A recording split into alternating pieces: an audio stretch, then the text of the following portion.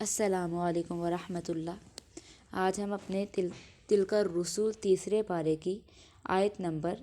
258 258 سے ترجمہ اور تفسیر سیکھیں گے۔ اب جلدی سے ہم اپنی آیت نمبر 258 اوپن کر لیتے ہیں۔ آپ اپنے اس پیج کی پیج نمبر 40 کے تیسری لائن سے دیکھیں، الم تر الی الذی، یہاں سے جی آپ اپنے اسی پیج کی تیسری لائن سے دیکھیں جہاں سے رکوع کمپلیٹ ہو رہا ہے۔ آج آپ کا لیسن وہاں سے سٹارٹ ہو رہا ہے۔ الم تر الی الذی حاج ابراہیم فی ربہ، یہاں سے ٹھیک ہے۔ اعوذ باللہ من الشیطان الرجیم، بسم اللہ الرحمن الرحیم۔ الم تر الی الذی حاج، کیا نہ دیکھا تو نے اس شخص کو جس نے جھگڑا کیا ابراہیم علیہ السلام سے، فی ربہ، اس کے رب کے بارے میں، ابراہیم علیہ السلام سے اس کے رب کے بارے میں، ان آتاہ اللہ الملک، اس وجہ سے کہ دی تھی اللہ نے اس کو سلطنت۔ اذ قال ابراہیم، جب کہا ابراہیم علیہ السلام نے، ربی الذی یحیی و یمیت، میرا رب وہ ہے جو زندہ کرتا ہے اور مارتا ہے۔ قال، وہ بولا، وہ آدمی بولا، انا احیی و امیت، میں ابھی جلاتا ہوں اور مارتا ہوں۔ اب اس مرد سے مراد نمرود ہے کہ جس نے رب ہونے کا دعویٰ کیا تھا۔ قال ابراہیم، کہا ابراہیم علیہ السلام نے، فإن اللہ یأتی بالشمس من المشرق، بے شک اللہ لاتا ہے سورج کو مشرق سے، فأتی بہا من المغرب، تو لے آئے اس کو مغرب سے۔ ٹھیک ہے، ابراہیم علیہ السلام نے فرمایا کہ میرا رب تو وہ ہے جو لے کے آتا ہے سورج کو مشرق سے، پھر تو اس کو لے آ مغرب سے۔ فبہت الذی کفر، تب حیران رہ گیا وہ کافر، نمرود اس وقت حیران رہ گیا کہ اس میں تو اتنا کرنے کی طاقت ہی نہیں تھی۔ واللہ لا یہدی القوم الظالمین، اور اللہ سیدھی راہ نہیں دکھاتا بے انصافوں کو، ظالموں کو۔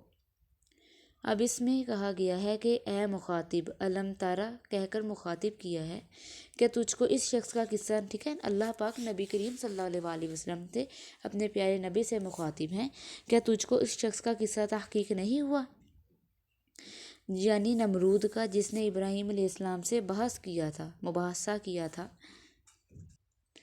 اپنے پروردگار کے وجود کے بارے میں، یعنی توبہ وہ خدا کے وجود ہی کا منکر تھا، توبہ وہ تو خدا کے وجود کا ہی منکر تھا۔ نمرود جو ہے اللہ کا انکار کرتا تھا، اس وجہ سے کہ اللہ تعالیٰ نے اس کو سلطنت دی تھی، یعنی چاہیے تو یہ تھا کہ نعمت سلطنت پر احسان مانتا اور ایمان لاتا، اس کے برعکس انکار اور کفر شروع کر دیا، اور یہ مباحثہ اس وقت شروع ہوا تھا جب ابراہیم علیہ السلام نے اس کے پوچھنے پر کہ خدا کیسا ہے، جواب میں فرمایا کہ میرا پروردگار ایسا ہے کہ وہ زندہ کرتا ہے اور مارتا ہے، یعنی اس کی قدرت میں ہے۔ وہ کوہ جو ہے مغز جلانے کا مطلب تو سمجھا نہیں، کہنے لگا کہ یہ کام تو میں بھی کر سکتا ہوں، ٹھیک ہے، زندہ اور مرنے کا مطلب تو وہ سمجھ سکا ہی نہیں، کہنے لگا کہ میں بھی جو ہے زندہ کرتا ہوں، مارتا ہوں، مطلب کہ جلاتا ہوں اور مارتا ہوں، چنانچہ جس کو چاہوں میں قتل کر دوں، یہ تو مارنا ہے، اور جس کو چاہوں قتل سے معاف کر دوں، یہ زندہ کرنا ہے، چھوڑنا ہے اس کو۔ ابراہیم علیہ السلام نے جب دیکھا کہ بالکل ہی جو پاگل ہے، اس کے جو ہے بالکل ہی بھدی عقل ہے، اس کی بیوقوف ہے، اس کو عقل ہے ہی نہیں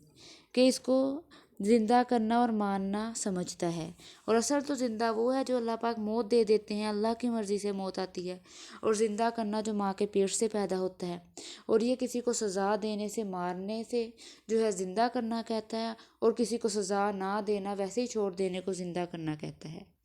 حالانکہ زندہ کی حقیقت بے جان چیز میں جو ہے، کسی کو زندہ کرنے کی جو حقیقت بے جان چیز میں جان ڈال دینا ہے۔ اسی طرح مارنے کا معاملہ سمجھو کہ جو مارنا، موت دے دینا جو ہے اللہ کی طرف سے موت آنا، اب وہ اس کی حقیقت سمجھا ہی نہیں، اس لیے ضرورت سے دوسرے جواب کی طرف متوجہ ہوئے اور فرمایا کہ اچھا، اللہ تعالیٰ تو سورج کو روزانہ مشرق سے نکالتا ہے، تو ایک ہی دن تو ہے نا، ٹھیک ہے، اگر تو خود کو رب کہتا ہے تو نا آج سورج کو مغرب سے نکال کر دکھا۔ اس پر وہ حیران رہ گیا وہ کافر، اور کچھ جواب نہ بنایا۔ اب اس کا مقتضا یہ تھا کہ وہ ہدایت کو قبول کرتا، مگر کہ اب اس کو معلوم ہو جاتا کہ ابراہیم علیہ السلام سچ کہہ رہے ہیں کہ رب ہے دنیا میں کو چلانے والا، پالنے والا بندوں کو، جو سورج کو مشرق سے نکالتا ہے، اور تو اس کو مغرب سے اب نہیں نکال سکتا، اور وہ اب ہدایت قبول کرتا، مگر وہ اپنی گمراہی پر جمع رہا، اس لیے ہدایت نہ ہوئی۔ اور اللہ تعالیٰ کی جو ہے عادت ہے کہ ایسے بے جا راہ چلنے والوں کو ہدایت نہیں فرماتے۔ اس ایسے ہی معلوم ہوا کہ جب اللہ تعالیٰ کسی کافر کو دنیاوی عزت و شرف اور ملک اور سلطنت عطا کر دیں تو اس نام سے تعبیر کرنا جائز ہے۔ نیز اس سے یہ بھی معلوم ہوا کہ ضرورت کے وقت مناظر و مجادلہ کرنا بھی جائز ہے، تاکہ حق و باطل میں فرق ظاہر ہو جائے۔ اب بعضوں کو یہ شبہ ہوا کہ اس کو یہ کہنے کی گنجائش تھی کہ اگر خدا موجود ہے تو وہی مغرب سے نکالے۔ اس شبہ کا یہ جواب ہے کہ اس کے قلب میں بلا اختیار یہ بات پڑ گئی کہ خدا ضرور ہے،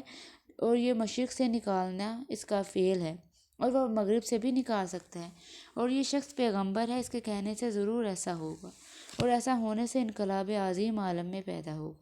کہیں اور لینے کے دینے نہ پڑ جائے۔ مثلا لوگ اس معجزے کو دیکھ کر مجھ سے منحرف ہو کر ان کی راہ پر ہو لیں، ذرا سی حجت میں سلطنت چلتی رہے۔ اب یہ جواب تو اس لیے نہ دیا، اور دوسرا کوئی جواب تھا نہیں، اس لیے حیران رہ گیا۔ اب نمرود جو تھا وہ اس لیے چپ رہا، خاموش رہا کہ اب وہ تو سورج کو مغرب سے نکال ہی نہیں سکتا، اس طرح کچھ کر ہی نہیں سکتا تھا، اس لیے وہ چپ رہا۔ ابھی ابراہیم علیہ السلام نے یہ کہہ دیا کہ اچھا اگر تو مغرب سے نکال سکتا ہے تو نکال۔ اب ابراہیم علیہ السلام اگر اللہ سے دعا فرماتے تو اللہ پاک معجزہ دکھانے کے لیے نکال بھی سکتے تھے، اللہ کے پیغمبر تھے، تو اس لیے بھی انہوں نے بے اختیار اس طرح کہہ دیا۔ اب جو نمرود تھا اس کو اللہ نے بڑی بادشاہت دی، اور وہ اللہ پر ایمان لے کر نہیں آیا، خود کو رب کہتا تھا، ظلم کرتا تھا، بے گناہ لوگوں کو قتل کر دیتا، زندہ جلا دیتا، مار دیتا تھا، اور گناہ کو جنہوں نے ظلم کیا ان کو زندہ چھوڑ دیتا، اور اس کو ہی زندہ رکھنا اور مارنا کہتے ہیں۔ اور اس کی آخر میں اتنی ذلیل ذلالت والی موت ہوئی کہ اس کے دماغ میں ایک لنگڑا مچھر چلا گیا جو اس کو تنگ کرتا، اس کو تکلیف، اس کو اذیت دیتا، اور جو بھی اس کے دربار میں آتا اس کو کہتا کہ سر میں جوتے مارو۔ اس طرح پھر وہ اتنی ذلت والی جو ہے موت طرف طرف کے مرا۔ اللہ پاک ہمیں حق پر اور اللہ کی راہ پر چلنے والا بنائے۔ صدق اللہ العظیم۔